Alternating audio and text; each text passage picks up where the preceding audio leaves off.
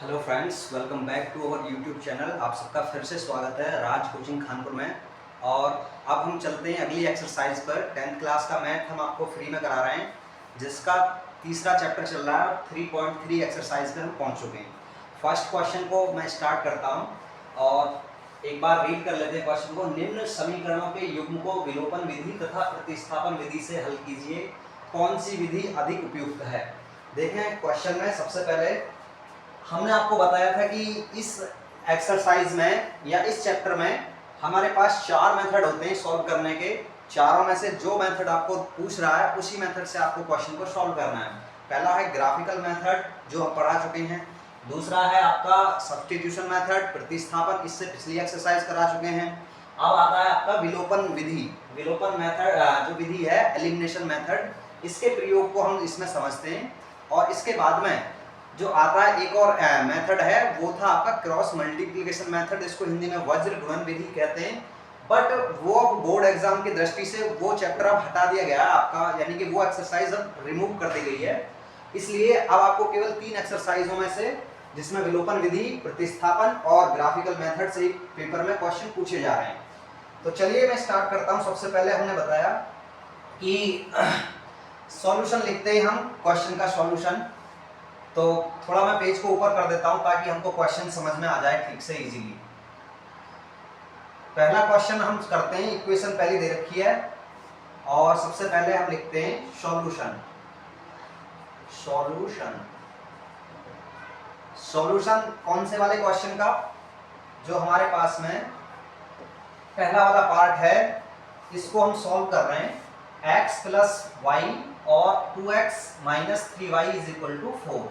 तो समीकरणों को मैं लिख लेता हूं पहले। सबसे पहले जो हमारे पास इक्वेशन दे रखी हैं, तो दी गई समीकरण क्या क्या हैं? दिया है जो पहली इक्वेशन है x plus y is equal to 5, ये पहली इक्वेशन है। और दूसरी इक्वेशन है आपके पास में 2x minus 3y is equal to 4, ये आपकी दूसरी समीकरण है। देखें इस वाले जो विलोपन विधि है, एलिमिनेशन मेथड, एलिमिनेशन मेथड, ये वाला जो मेथड है आपका, इसको हम कहते हैं विलोपन विधि। विलोपन विधि, इसको शॉर्ट में थोड़ा सा मैं समझा देता हूं आपको कि ये इसमें करते कैसे हैं। इसमें दरअसल हमारे पास में जो x y की टर्म में जो भी दे रखा है, जो हमारा वेरिएबल है, यानी कि जो चर संख्याएं हैं x y, उनमें से हम किसी भी एक वेरिएबल को ही गायब कर देते हैं, यानी कि सब्ट्रैक्ट करके 0 कर लेते हैं। जैसे अब इसमें करना है, यहाँ पर x की वैल्यू है 1 और यहाँ पर 2। तो यदि मैं ये समीकरण 1 में 2 से मल्टीप्लाई कर देता हूं, समीकरण 1 में 2 से गुणा करने पर क्या मिलता है हमको? देखें हमारे पास समीकरण आ जाती है 2x plus 2y is equal to 5 to जा 10, यानी कि 10। अब आपके पास में जो समीकरण 1 थी वो ये आ चुकी है, और समीकरण 2 कौन सी है? आपके पास दे रखी है 2x माइनस 3y और क्या है, इज इक्वल टू 4। दोनों समीकरणों को सब्ट्रैक्ट कर लेंगे। सब्ट्रैक्ट क्यों कर रहे हैं? सब्ट्रैक्ट करने का रीजन मैं बताता हूं आपको, क्योंकि हमारे पास अब वेरिएबल सेम हो गए हैं। वेरिएबल कौन कौन से सेम हो गए हैं? देखें 2x यहाँ पर भी है, 2x यहाँ पर। यदि मैं पहली वाली इक्वेशन में से इसको सब्ट्रैक्ट कर देता हूं, तो मेरे पास माइनस, और ये माइनस माइनस प्लस, और ये माइनस, ये कट जाएगा। यहाँ पर कितना हुआ मेरे पास? 3 और 2 5, यानी कि ये हो गया 5y। और इसमें कितना आता मेरे पास? 10 में से 4 को सब्ट्रैक्ट किया तो 6, यानी कि y की वैल्यू कितनी आती है? 6/5। मेरे पास एक आंसर तो आ चुका है। अब मैं दूसरे और वैल्यू को निकाल लेता हूं कितना आता है। तो समीकरण 1 में पुट कर देंगे ये वैल्यू। समीकरण 1 में y इज इक्वल टू कितना रख देंगे? y इज इक्वल टू 6/5 रखने पर ये आता मेरे पास में x plus 6/5 is equal to 5। x is equal to 5 minus 6/5। x is equal to 25 minus 6/5। कितना बचा यहाँ पर? 25 में से 6 गए तो 19/5। ये x और y दोनों टर्म मैंने निकाल दिए हैं। एक बार आप इनको चेक भी कर लेंगे कि क्या हमारा आंसर सही है या नहीं। आंसर को चेक करने के लिए मैंने बताया आपको, किसी भी समीकरण में x और y की वैल्यू चेक करके देख लेते हैं, है ना। जांच कर लेते हैं इसकी। x की वैल्यू कितनी आई हमारे पास? 19/5। और y की वैल्यू कितनी है हमारे पास में? 6/5। तो इसको जरा सॉल्व करते हैं। 5 दोनों का कॉमन एलसीएम आ गया, 19 और 6 25, यानी कि 25 में 5 का डिवाइड किया तो 5, यानी कि जो LHS है वो RHS के इक्वल आ रही है। It means our answer is right. Next question पर चलते हैं। आप इसको ब्रीफली भी आप देख सकते हैं, एक ही बार में मैं आपको नीचे कर सकते हैं पूरा का पूरा सॉल्यूशन। मैं थोड़ा आपके लिए इसको नीचे कर देता हूं ताकि आप पूरा आंसर भी लिख सकें। चलिए इसके बाद में नेक्स्ट पार्ट पर चलते हैं हम। नेक्स्ट जो क्वेश्चन है हमारे पास वो है इसी का भी कौन सा वाला पार्ट? दूसरा वाला पार्ट। दूसरे वाले पार्ट में अब हम क्या काम करते हैं? 3x plus 4y is equal to 10। देखिए दूसरे वाले पार्ट को मैं यहाँ पर सॉल्व कर रहा हूँ। 3x प्लस 4y, सेकेंड वाला पार्ट सॉल्यूशन। 3x दिया है,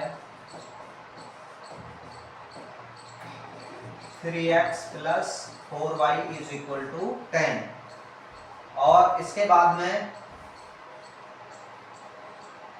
2x minus 2y, 2x minus 2y is equal to 2। तो ये भी हमारे पास में दे रखी है दूसरी equation, 2x minus 2y is equal to 2। ये पहली इक्वेशन है, ये दूसरी इक्वेशन। देखें जरा, वेरिएबल को इक्वल करते हैं। यहाँ पर 3 है, यहाँ पर 2। अब मुझे पता है कि यदि मुझे x को दोनों तरफ इक्वल करना है तो x वाले टर्म में, इस वाले टर्म में यदि मैं 2 की मल्टीप्लाई कर दूं और इसमें 3 की मल्टीप्लाई कर दूं तो मेरे पास में दोनों इक्वेशन इक्वल हो जाएंगे, यानी कि जो x की वैल्यू है दोनों तरफ सेम हो जाएगी। तो समीकरण एक में 2 से तथा समीकरण 2 में 3 से गुणा करने पर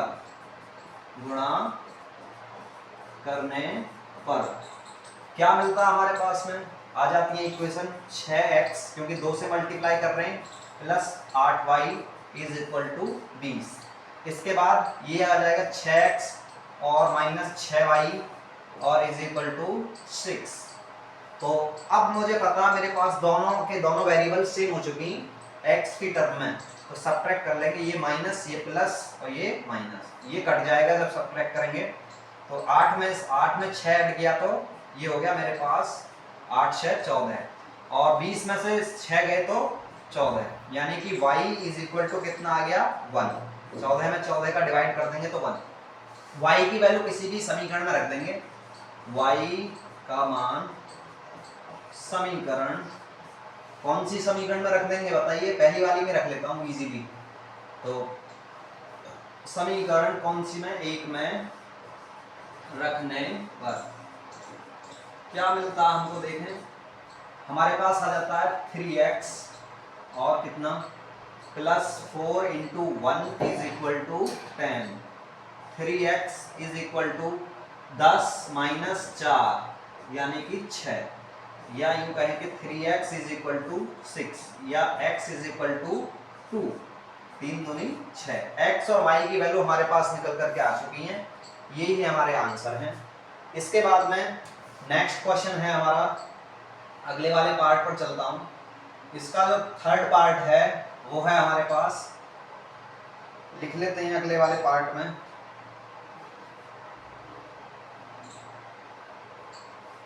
three x minus 5y minus 4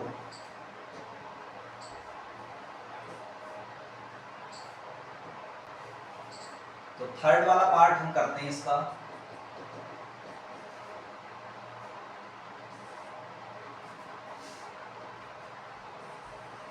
third वाला पार्ट दिया है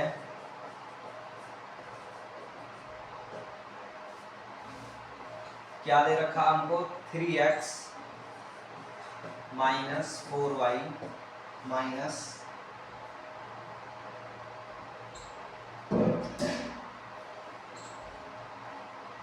3x माइनस 5y, सॉरी ध्यान रखें question, 3x minus 5y minus 4 is equal to 0। ये आपकी इक्वेशन नंबर 1 है।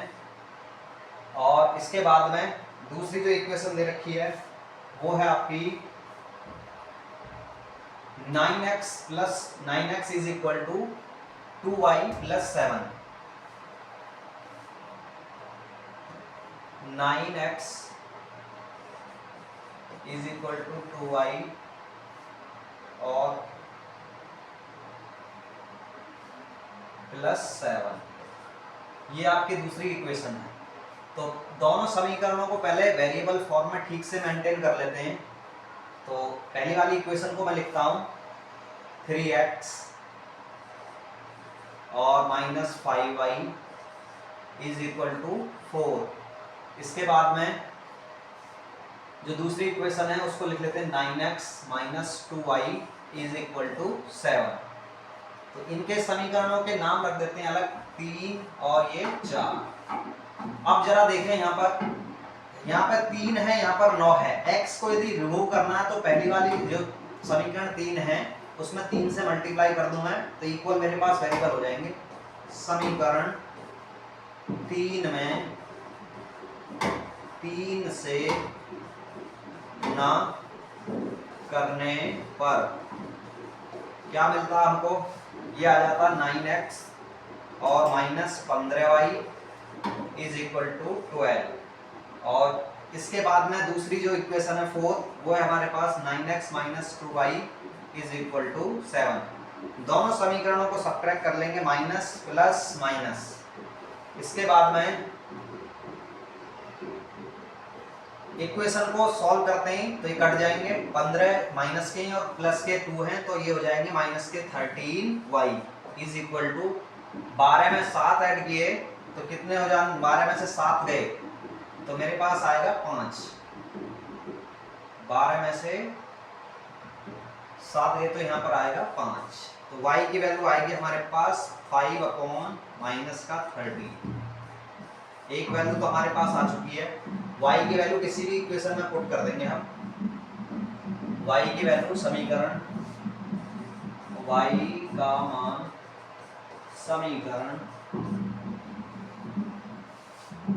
कौन से समीकरण में रखने, 4 में रखने पर क्या मिलता है आपको, देखें 9x और minus 2 multiply minus 5 upon 13 is equal to 7। ये आ जाएगा 9x और minus minus plus 10 upon 13 is equal to 7। 9x is equal to 7 minus 10 upon 13। इसको सॉल्व कर लेंगे, 13 सत्ते 91 माइनस 10 बटे 13, ये हो जाएगा 9x is equal to 81 upon 13। 9 नाम 81, x इज इक्वल टू 9 बटे 13।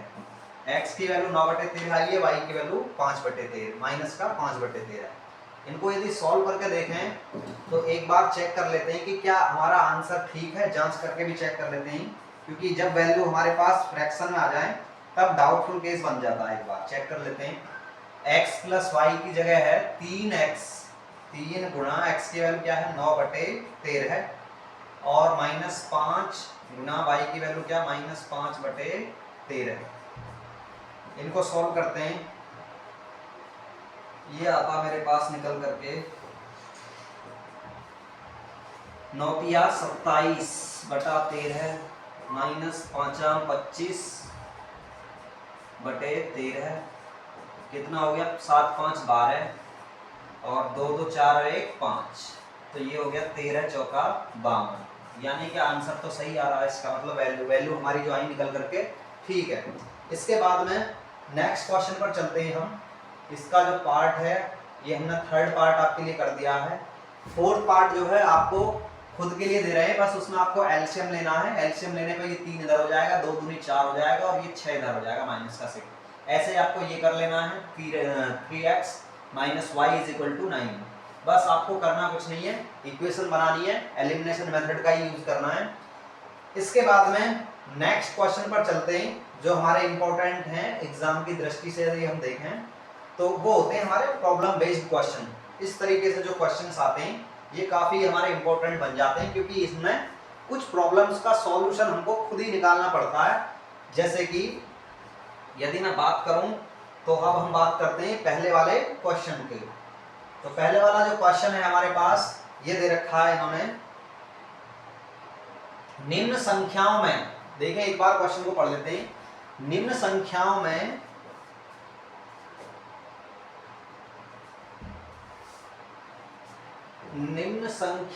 रैखिक समीकरणों के युग्म बनाइए, अच्छा, और उनके हल ज्ञात कीजिए यदि उनका अस्तित्व हो। विलोपन विधि से ज्ञात कीजिए। विलोपन मेथड का यूज करना है, मतलब एलिमिनेशन मेथड का ही हमको यूज करना है।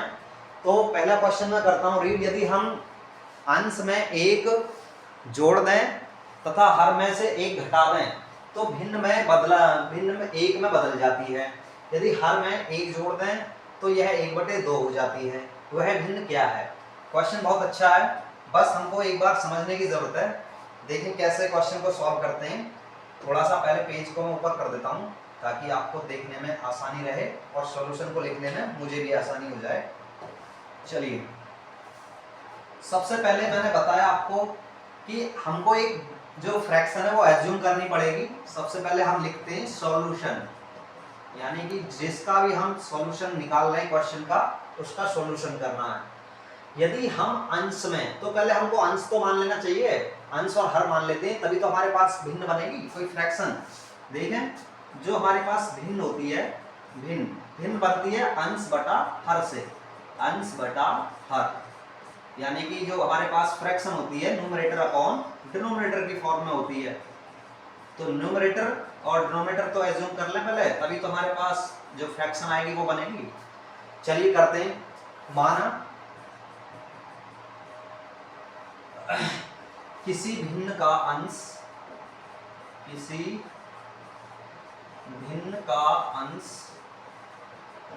x तथा हर y है।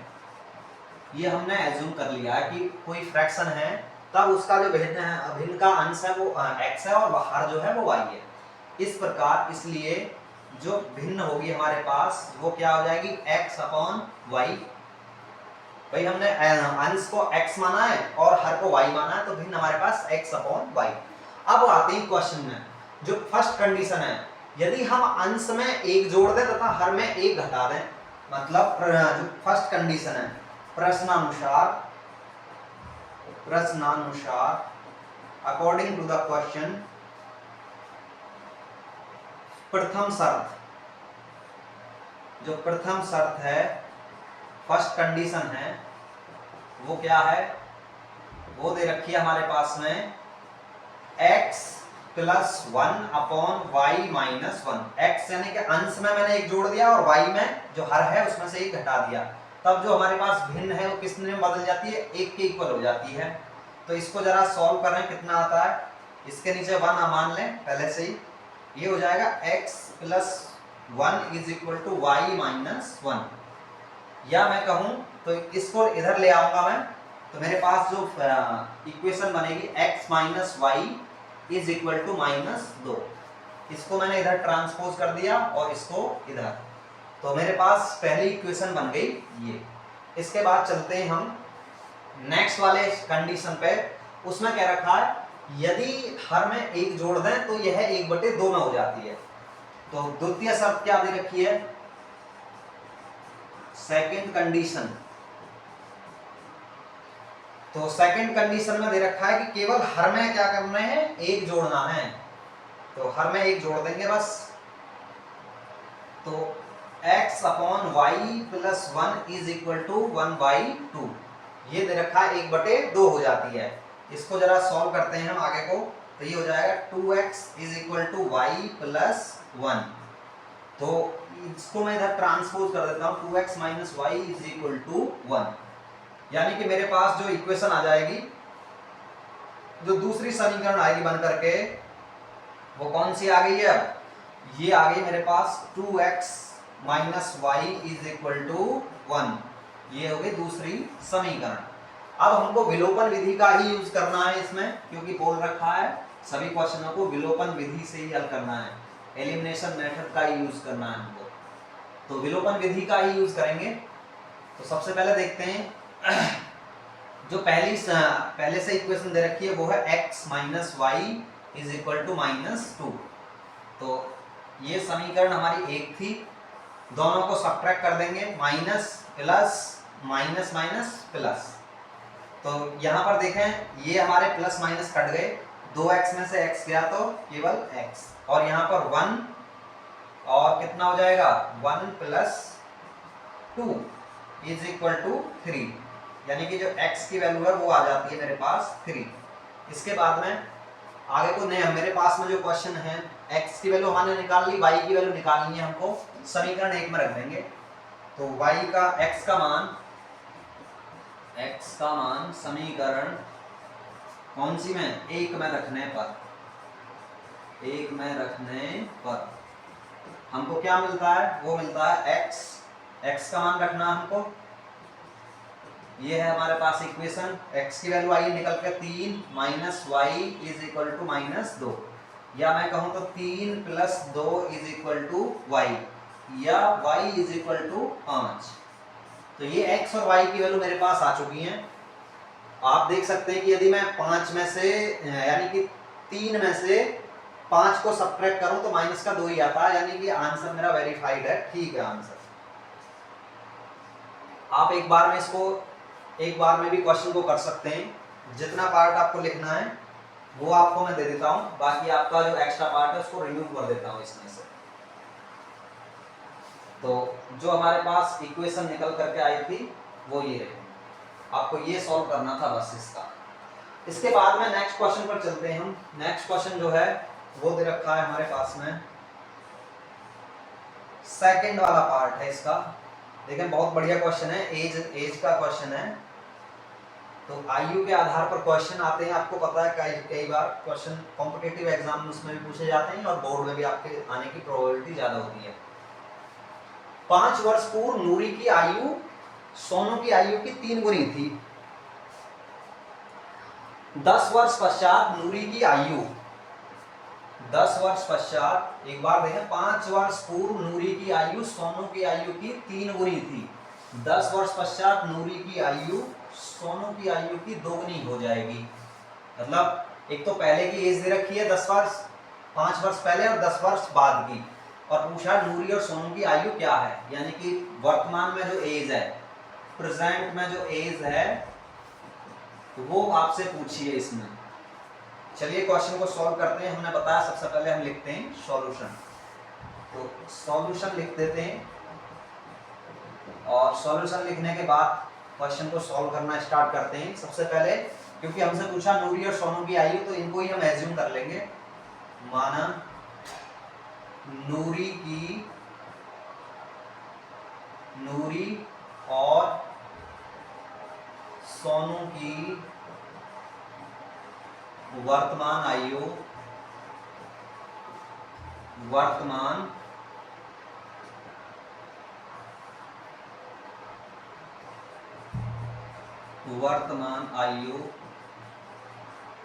x वर्ष तथा y वर्ष है। यानी कि दोनों की क्रम से हमने मान ली कि एक की x है और दूसरे की y है। तो पहली जो शर्त है हमारी वो कौन सी है? पहली शर्त दे रखी है हमारे पास में कि जो 5 वर्ष पूर्व वाला केस है, तो 5 वर्ष पूर्व पर चलते हैं जरा। क्या कहते हैं? नूरी की आयु कितनी हो जाएगी? नूरी की आयु 5 वर्ष पूर्व हो जाएगी भाई। x में से यदि 5 घटा दें तो 5 वर्ष पूर्व हो जाएगी, यानी कि x माइनस 5 वर्ष। ऐसे ही सोनू की आयु, सोनू की आयु ये कितनी हो जाएगी? 5 वर्ष पूर्व, y माइनस 5 वर्ष। इसके बाद में कंडीशन क्या है? शर्त दे रखी है कि 5 वर्ष पूर्व नूरी की आयु जो थी सोनू की आयु की 3 गुनी थी। तो इसलिए जो नूरी की आयु है 5 वर्ष पूर्व, वो सोनू की आयु की 3 गुनी है, यानी कि x minus y, x minus 5 is equal to 3 into y minus 5। ये पहली वाली कंडीशन बनेगी। इसमें नूरी की 5 वर्ष पहले की आयु ये रही, नूरी की सोनू की 5 वर्ष पहले की आयु ये रही। नूरी की जो 5 वर्ष पहले आयु थी वो सोनू की 5 वर्ष पहले आयु की 3 गुनी थी। इक्वेशन को सॉल्व कर लेते हैं।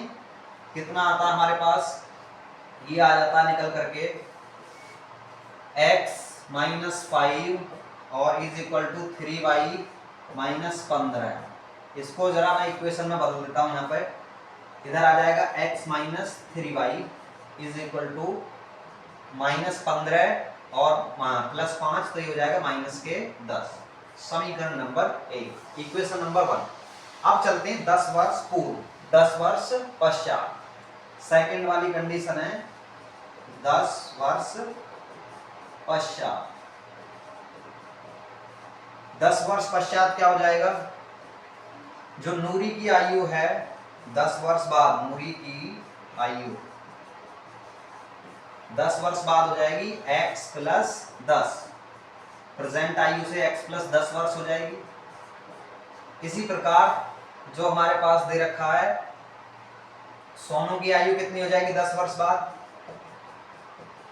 सोनू की आयु वो हो जाएगी y प्लस 10 वर्ष। इसके बाद में कंडीशन क्या दे रखी है? कंडीशन दे रखी है हमारे पास में कि 10 वर्ष बाद जो है नूरी की आयु सोनू की आयु की दोगुनी हो जाएगी। तो इसमें दोगुनी हो जाएगी, यानी कि कंडीशन अकॉर्डिंग चलते हैं हम। देखें, इसलिए 10 वर्ष बाद क्या हो जाएगा? नूरी की आयु जो है x प्लस 10 वो कितनी हो जाएगी? दोगुनी हो जाएगी जो सोनू की आयु थी उसकी, y प्लस 10।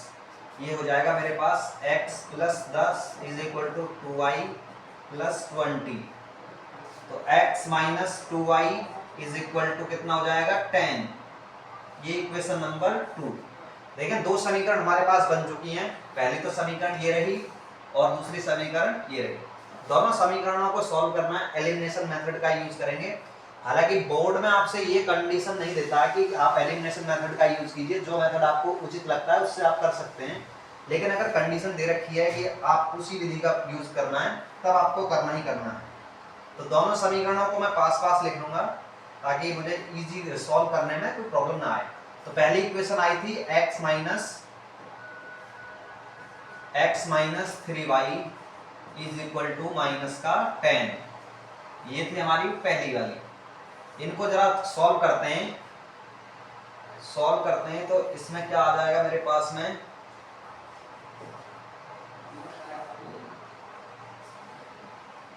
इक्वेशन को सॉल्व करने के लिए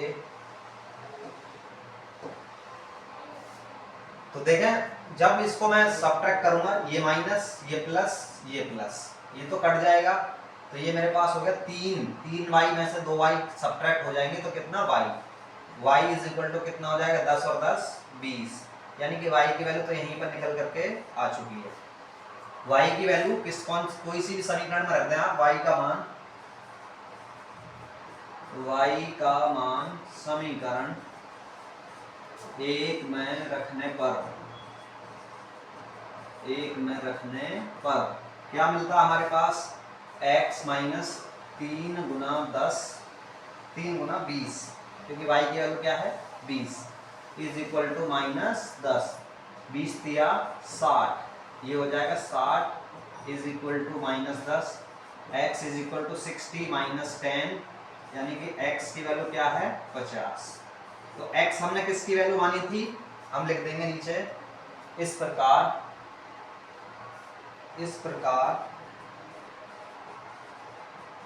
नूरी की वर्तमान आयु 50 वर्ष तथा सोनू की वर्तमान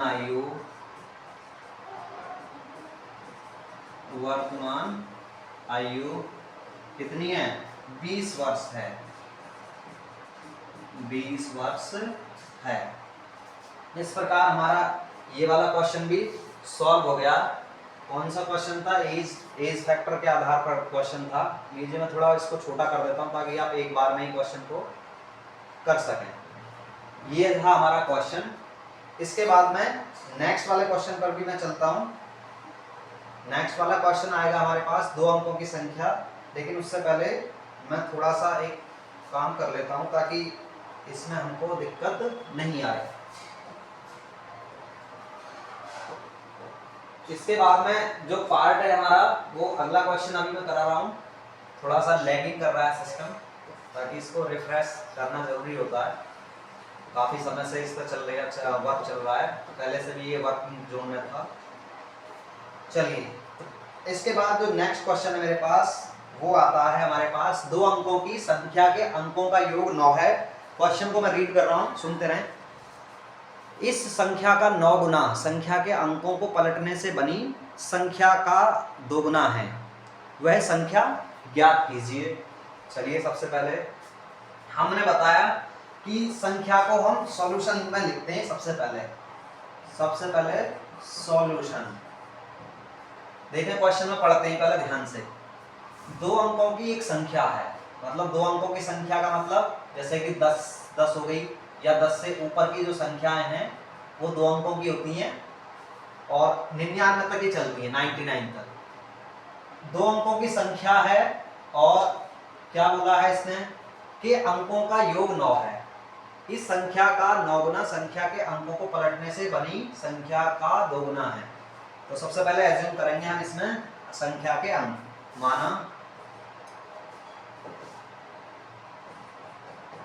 माना संख्या में इकाई का अंक x तथा दहाई का अंक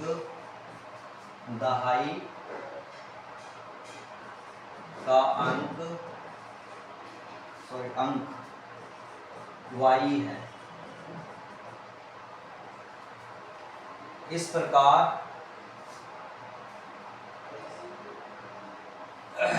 दिया है कि संख्या के अंकों का योग, दोनों अंकों का योग दे रखा है। अंकों का योग कितना है 9, यानी कि जो अंक हमने माने x तथा y, x plus y is equal to 9, समीकरण नंबर 1।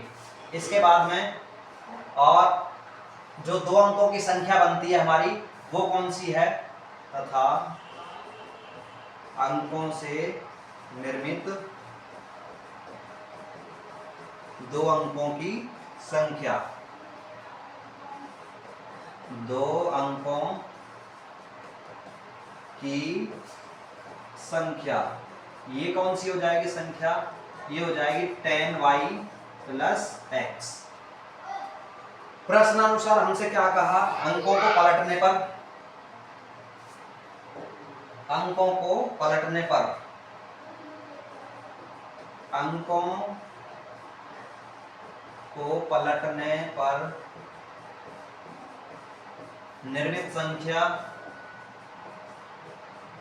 निर्मित 2 अंकों की जो संख्या हो जाएगी वो कौन सी हो जाएगी 10x प्लस y।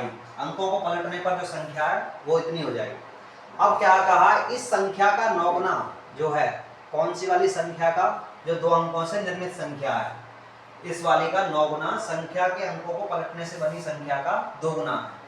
प्रश्नानुसार एक और कंडीशन है वो कौन सी है कि जो संख्या हमारी बनी है, ये पहली वाली जो संख्या बनी थी 2 अंकों की, उसका 9 गुना, तो 9 गुना 10y प्लस x, इस संख्या का जो 9 गुना है वो 2 गुना है किसका, अंकों को पलटने से बनी संख्या का। ये इसको सॉल्व करते हैं, 10 नाम 90, तो 90y plus 9x is equal to कितना हो जाएगा, 20x प्लस 2y। इसके बाद में कितना आ जाएगा मेरे पास में निकल करके, देखें जरा सब्ट्रैक्ट करते हैं हम इसको लिख लेते हैं या करके पलट के, 20x प्लस 2y और माइनस कितना हो जाएगा ये 90y minus 9x is equal to 0। इसको पुट करते हैं, वैल्यू को कितना आता है हमारे पास निकल करके, ये आ जाता है 20 में से 9 गए तो 11x, और ये कितना आ जाता है 90 में से 2 गए तो माइनस का 88y इज इक्वल टू 0, या 11x is equal to 88y। मैं कहूँ कि 11 अट्ठे 88, यानी कि x is equal to 8y, x की वैल्यू क्या आई 8y। तो अब ज्यादा कुछ करना है नहीं, हमारे पास एक वेरिएबल पहले से ही मिल चुका है, x की वैल्यू को समीकरण 1 में रख दो, आंसर हमारा निकल करके आ जाएगा, x का मान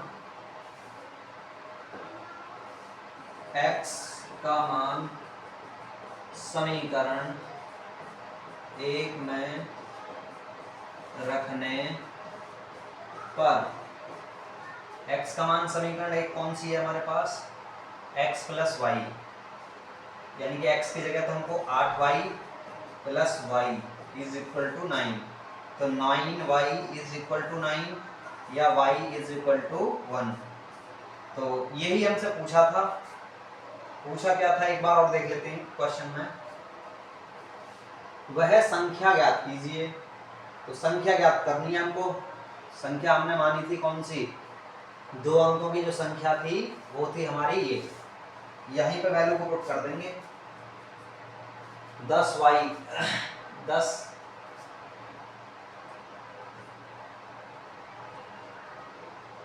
यहाँ से इसको मैं सॉल्व करता हूँ, 10 गुना y की वैल्यू क्या है 1 प्लस x की वैल्यू क्या आई है मेरे पास निकल करके, x की वैल्यू आई है 8, ये हो जाएगी जो 2 अंकों की संख्या है 10 और 8 18, तो ये हो जाएगा मेरा आंसर। ये मैंने यहाँ तक क्वेश्चन आपके कराए। इसके बाद में अगला नेक्स्ट क्वेश्चन पर चलते हैं। जो नेक्स्ट क्वेश्चन है वो है हमारा ये, मीना 2000 रुपए निकालने के लिए, क्वेश्चन को पहले ध्यान से सुन लेंगे, पढ़ेंगे। मीना 2000 रुपए निकालने के लिए बैंक गई, 2000 रुपए निकालने के लिए बैंक में गई और उसने खंजाची से, खंजाची जो होता है कैशियर को कहते हैं, 50 रुपए तथा 100 रुपए के नोट देने के लिए कहा। मीना ने कुल 25 नोट प्राप्त किए, तो 50 रुपए और 100 रुपए के नोट थे उसके पास और कुल उनकी जो संख्या है वो है 25। इसके बाद में ज्ञात कीजिए कि उसने 50 रुपए और 100 रुपए के कितने कितने नोट प्राप्त किए। चलिए क्वेश्चन को सॉल्व करते हैं। सबसे पहले हम एज्यूम करेंगे सॉल्यूशन, सॉल्यूशन माना 50 रुपए तथा 100 रुपए के नोटों की संख्या, नोटों की संख्या क्रमशः क्या क्या है, क्रमशः x तथा y है, x तथा y है। हमने मान लिया कि जो टोटल 50 रुपए के नोट थे वो x है और 100 रुपए के नोटों की संख्या है y। तब प्रश्न अनुसार पहली जो कंडीशन है वो दे रखा है कि जो x प्लस y है वो टोटल मिला के बैठ रहे हैं 25 नोट, तो यानी कि प्रश्नानुसार, इसलिए नोटों की जो कुल संख्या है, नोटों की कुल संख्या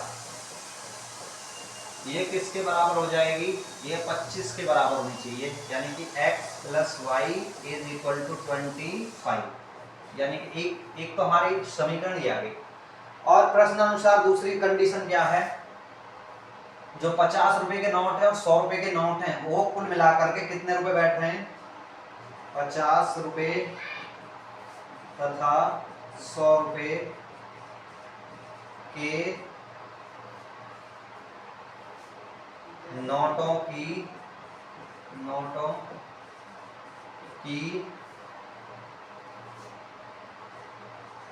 कुल संख्या रुपए ये बैठ रहे हैं हमारे पास कितने, 2000 रुपए। कैसे, इसको इक्वेशन में समझते हैं। यानी कि हम कह रहे हैं कि 50 रुपए के जो नोट हैं वो x हैं, यानी कि 50x, और 100 रुपए के 100y इज इक्वल टू वो हो रहे हैं 2000 रुपए। तो समीकरण हमारे पास बन जाएगी, ये 50 कॉमन ले लेंगे दोनों में से, x plus 2y is equal to 50 का डिवाइड हो जाएगा 50 का 100, यानी कि कितना, 40। तो ये हमारे पास दूसरी इक्वेशन आ जाएगी। समीकरण 1 और 2 को ही अब सॉल्व करना है। समीकरण 1 कितनी है हमारे पास, ये है x plus y is equal to 25। देखें, मैंने आपको बताया इक्वेशन को अब सॉल्व करना बाकी रह गया है। तो सॉल्व करने के लिए एक लाइन ड्रॉ कर लेते हैं हम सीधी, ताकि हमारे पास ये क्लियर रहे। अब इसको सॉल्व करते हैं। देखें, सबट्रैक्ट कर लेंगे। सबट्रैक्ट करने के लिए मैंने बताया आपको माइनस साइन, यहाँ भी माइनस और यहाँ भी माइनस, तो ये तो खत्म, एक जैसे प्लस माइनस, 2 में से y गया तो केवल y, और ये 40 में से 25 गया तो 15, यानी कि जो 100 रुपए के नोट है उनकी संख्या तो 15 है। और y का मान किसी भी समीकरण में रख दो, y का मान समीकरण कौन सी में रखना है, 1 में रखने पर, 1 में रखने पर क्या मिलता है हमको, y की वैल्यू है 15, तो x plus 15 is equal to कितना, 25। तो x की वैल्यू कितनी आ जाएगी, 25 में से 15 जाएंगे तो 10, यानी x और y की वैल्यू हमारे पास आ चुकी हैं। एक बार आंसर को कंफर्म करने के लिए यहाँ पे मल्टीप्लाई कर लें। देखें, 10 का मतलब 500 हो गया ये, और 100 का मतलब 1500 और 500 कितना, 2000, सही आंसर। इसके बाद में नेक्स्ट वाला जो क्वेश्चन है, नेक्स्ट क्वेश्चन को मैं अभी करता हूं, थोड़ा सा मैं पानी पी लेता हूं।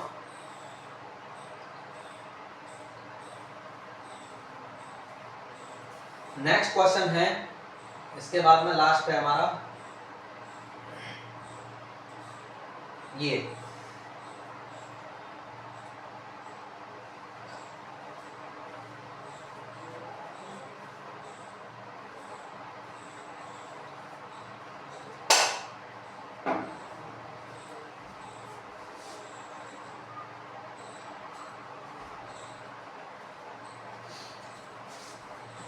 नेक्स्ट क्वेश्चन पढ़ते हैं।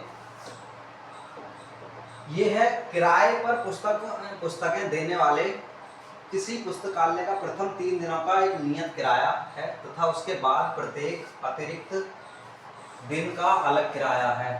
सरिता ने 7 दिनों तक एक पुस्तक रखने के लिए 27 रुपये अदा किए, जबकि सुशी ने पुस्तक के 5 दिनों तक रखने के लिए 21 रुपये अदा किए। देखें, ध्यान से सुनने वाली बात है इसमें। सबसे पहले कह रहे हैं कि मान लेंगे, हम एज्यूम करेंगे,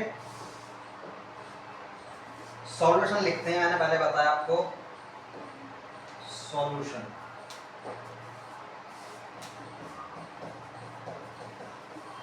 माना प्रथम 3 दिनों का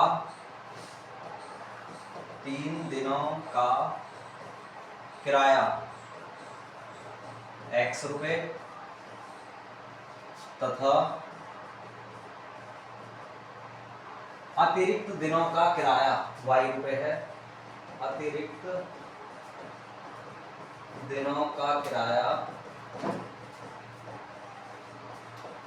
y रुपए है। इस प्रकार पहली कंडीशन देखते हैं क्या है। क्वेश्चन में रीड करते हैं पहले केयरफुली ताकि बात पूरी क्लियर हो जाए। सरिता ने 7 दिनों तक एक पुस्तक रखने के लिए 27 रुपए अदा किए। देखें 3 दिनों का जो पहले 3 दिनों का किराया है वो हमने x मान लिया है। इसका मतलब पहले 3 दिनों का किराया x प्लस और अतिरिक्त जो दिन है वो हो जाएंगे 4y, क्योंकि एक दिन का किराया y तो 4 दिनों के लिए 4y। और पुस्तक रखने के लिए कितने रुपए टोटल किए है उसने 27 रुपए। तो पहली इक्वेशन आ गई मेरे पास निकल करके। इसी तरह दूसरी कंडीशन क्या है?